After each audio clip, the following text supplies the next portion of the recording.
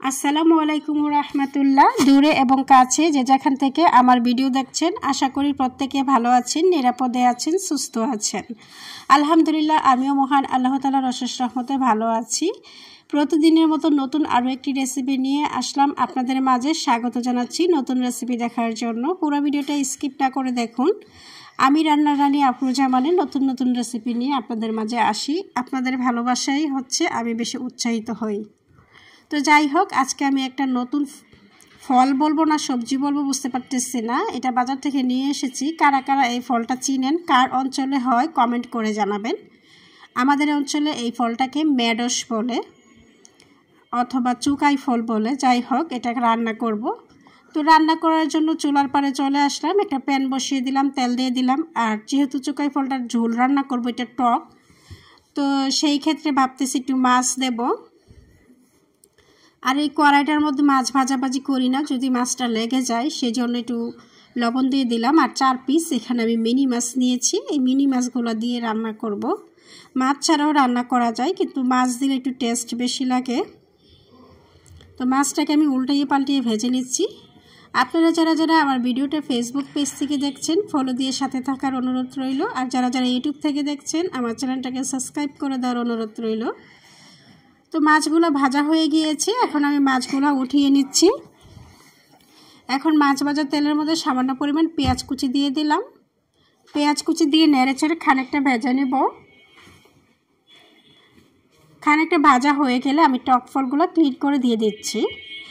টক ফলগুলো সিদ্ধ হইতে বেশি টাইম লাগে না, একটু বলক আসলেই মানে তাপ লাগলেই এটা সিদ্ধ হয়ে যায়, আর শুধু বিচিটা বাকি থাকে, গলে যায়। এই যে দেখুন, একটু নাড়া দিয়েছি আর টক ফুলগুলো গলে গিয়েছে। আর এখন দিয়ে দিয়েছি 1 চামচ পরিমাণ রসুন বাটা। টক জাতীয় জিনিসের মধ্যে অবশ্যই রসুন বাটা দিতে হবে, নাহলে এটার টেস্ট আসে না, খেতে মজা লাগে না।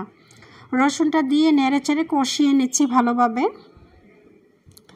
কষানোর পরে আমি একটু পরিমাণ মতো গ্রেভি দিয়ে দেব, যেহেতু এটা ঝোল রান্না করব।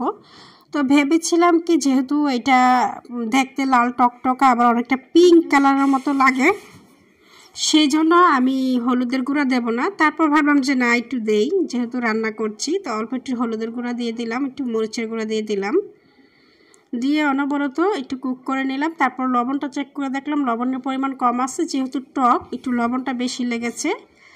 তো লবণ দিয়ে আর একটু ঝোল দিয়ে নেড়ে চেড়ে আমি এটাকে অনবরত কুক করে নিচ্ছি 10 থেকে 15 মিনিট।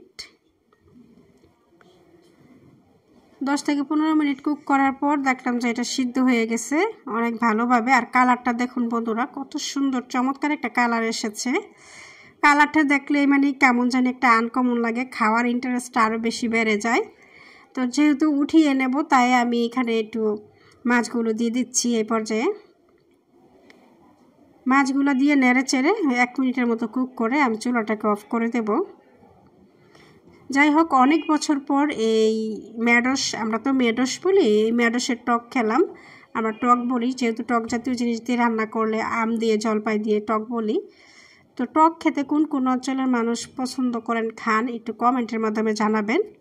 টক রান্নাটা হয়ে গিয়েছে, যে আমি আপনাদেরকে একটু পরিবেশন করে দেখাচ্ছি সাথে মাছ। দেখুন বন্ধুরা, কত সুন্দর কালারফুল হয়েছে, আমার তো দেখেই অনেক বেশি তৃপ্তি হয়েছে, আর খেতেও বেশ ভালো লেগেছে। আর বিশেষ করে আমার বড় মেয়ে অনেক পছন্দ করেছে। ছোট মেয়ে টক পছন্দ করে না, সে পছন্দ করে নাই, বড় মেয়েটাই বেশি পছন্দ করেছে, এবং আমি নিজে অনেক পছন্দ করে খেয়েছি। অনেক টেস্টি একটা খাবার, যখনই বাজারে পান কিনে এনে বানিয়ে নেবেন। যাই হোক, আজকের মতো আল্লাহ হাফেজ।